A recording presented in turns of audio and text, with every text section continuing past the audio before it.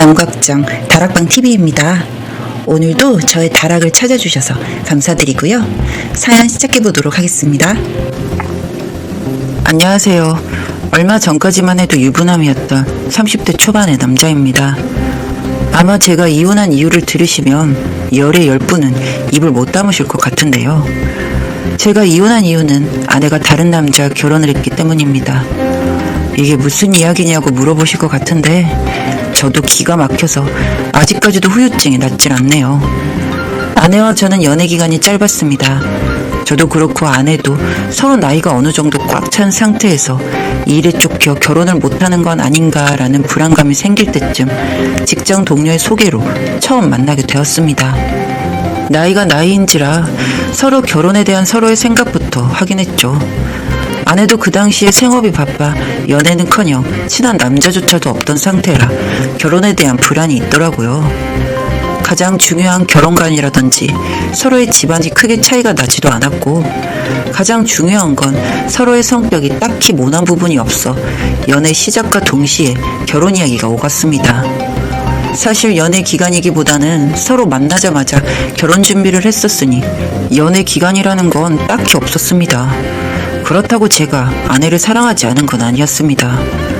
아내는 어떻게 생각했는지 모르겠지만 정말 오랫동안 느끼지 못했던 사랑받는다는 느낌이 너무 좋았고 딱 서로가 결혼을 생각할 때 우연히 옆에 나타난 사람이었기 때문에 저는 운명 같은 그런 느낌도 받았습니다.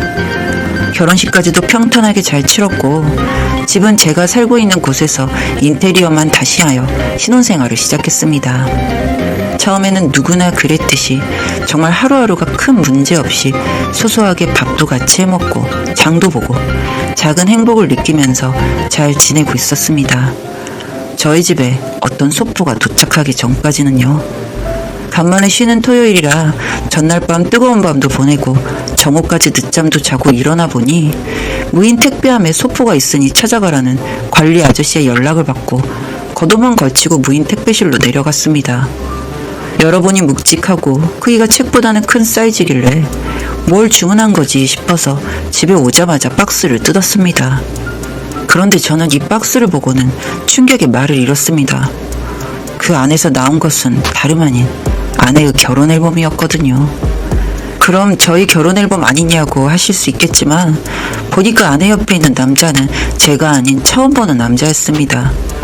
다른 남자 옆에서 드레스를 입고 웃고 있는 아내의 모습을 보고 있으면서도 저는 머리가 생각하기를 멈춰버린 것처럼 아무런 생각이 나지 않았습니다.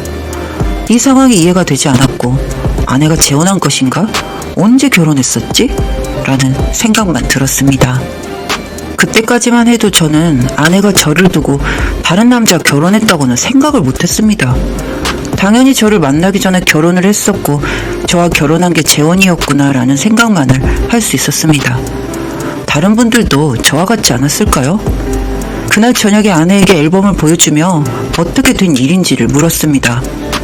재혼한 걸 왜 내게 말하지 않았는지 그리고 무슨 이유로 예전 앨범이 제게 오게 된 건지 물었습니다. 그러자 아내 입에서 믿을 수 없는 기가 막힌 이야기가 나오더군요. 여보, 오늘 이게 우리 집으로 왔는데 이게 뭐야? 내가 처음 보는 앨범인데 왜 여기에 자기가 다른 남자와 있는 거야? 그거 땡땡씨 보라고 일부러 내가 보낸 거야. 내가 진작에 말했어야 하는데 먼저 이야기 꺼내기가 힘들어서 이해하기 쉽도록 앨범 보낸 거야. 뭐라고? 무슨 이야기를 진작 했었어야 했는데? 여보 혹시 나랑 결혼하기 전에 결혼했었어? 아니, 그 앨범 이번에 촬영한 건데. 땡땡씨에게는 너무 미안한데 나 다른 사람이랑 결혼했어. 순간 제 머리가 띵 했습니다. 무슨 말인지 이해도 되지 않고 이해하려고 노력해도 머릿속에는 이해하지 못하는 것들이 너무 많았습니다. 그게 무슨 말이야. 우리 결혼식 올린 지가 얼마나 되었다고 여보가 결혼을 다른 사람이랑 하다니. 땡땡씨 무슨 말이야. 우리 그냥 결혼식만 올린 거지 혼인신고도 하지 않았잖아. 법적으로 남남인데 내가 언제 땡땡씨랑 결혼을 했어. 그 소리를 듣는데 정말 누가 제 머리를 세게 때린 것 마냥 멍해져서 순간 말이 나오지 않았습니다. 어버버하면서 이 상황을 이해해보려고 애를 쓰는데 아내는 이제라도 말할 수 있어서 다행이라며 저에게 너무 미안하지만 저와 동거는 이만 끝내고 다음 달부터 신혼집에 들어간다고 하더군요. 그러고는 자기 짐을 싸면서 앞으로 처가에서 지낼 거고 연락하지 말라면서 집을 나갔습니다. 그날 저는 한숨도 못 자고 출근을 했고요. 회사에서도 도무지 일이 손에 잡히지도 않고 가만히 앉아있는 게 어려워서 집안일이 있다고 핑계를 대서 반차를 쓰고 집에 와서 잠만 잤습니다. 깨어있는 게 너무 힘들더라고요. 자꾸 그 순간이 생각나고 화가 치밀어 올라서 잠이라도 자면 생각이 안 날까 이불을 뒤집어 쓰고 잠만 잤습니다. 자면서도 안 좋은 꿈을 꿔서 자꾸 중간에 깨기도 하고 일어나서는 왜 그때 아내와 결혼하면서 혼인신고를 미뤘을까라는 후회가 생기고 미리 제가 챙기지 못해서 이런 일이 생기는 건가 싶은 자책도 하고 일주일을 그렇게 미친놈처럼 지냈습니다. 어느 정도 시간이 지나니 그제서야 정신이 또렷해지더군요. 나중에 세금 문제로 혜택을 받기 위해 미뤘던 혼인신고가 이렇게 문제가 될 거라고는 조금도 생각하지 못했습니다. 일단은 주변의 이야기를 들어보니 결혼식도 올리고 실제 같이 동거한 기간도 있으니 사실혼 관계라 법적으로도 죄를 물을 수가 있다고 하더군요. 그 이야기를 듣고 바로 아내에게 연락을 했는데 역시나 받질 않았습니다. 그렇다고 이렇게 넋놓고 있을 수만은 없었기에 처갓집이라고 생각했던 곳을 쳐들어갔습니다. 제 얼굴을 보시고는 어처구니 없게도 문도 안 열어주시더군요. 밖에서 문을 차고 소리를 지르고 구경 나온 사람들에게 사기 결혼을 시킨 집이라고 고래고래 소리를 지르니 그제서야 문을 열어주셨습니다. 다짜고짜 따졌죠. 어떻게 제게 이러실 수 있느냐고. 도대체 언제부터 아내가 다른 남자와 결혼하게 될 것이란 걸 알았는지 물었습니다. 장인어른의 말로는 결혼 준비를 하면서부터 이미 다른 남자와도 결혼을 약속했다고 하네요.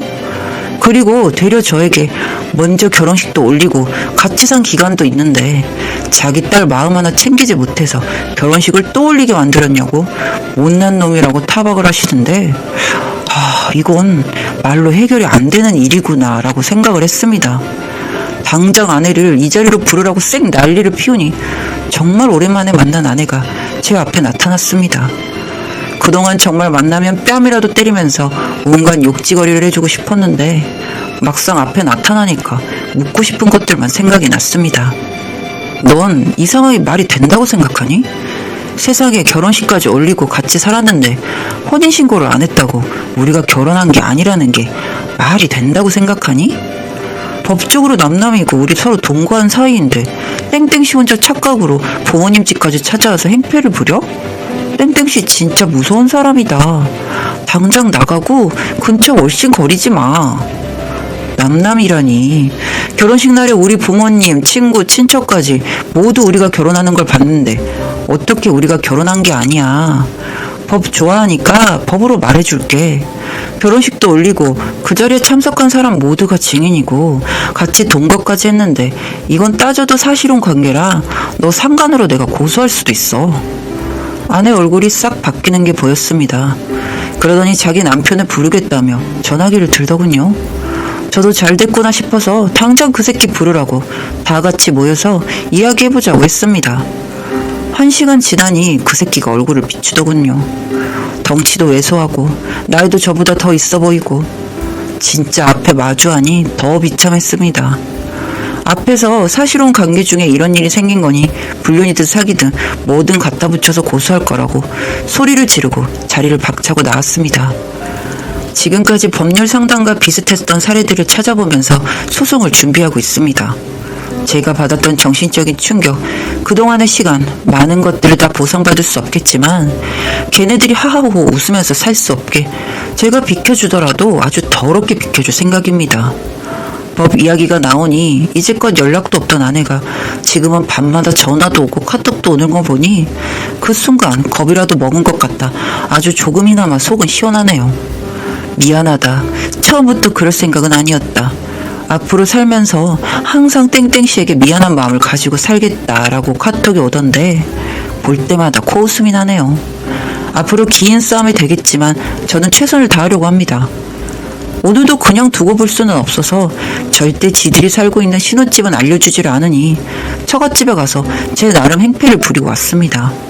이제 그 동네 사람들은 다 알게 되었고 정신머리 없는 집안이라는 소리를 들으면서 지내고 계시네요. 뭐 딸을 그따위로 키우셨으니 응당 들어야 될 소리 듣는다는 생각이 듭니다. 저도 법적으로 괴롭혀주는 게 제일 타격을 주는 일이라는 걸 알고 있지만 그 기간 동안에 이렇게라도 제 황당함을 풀어야겠다는 생각뿐입니다.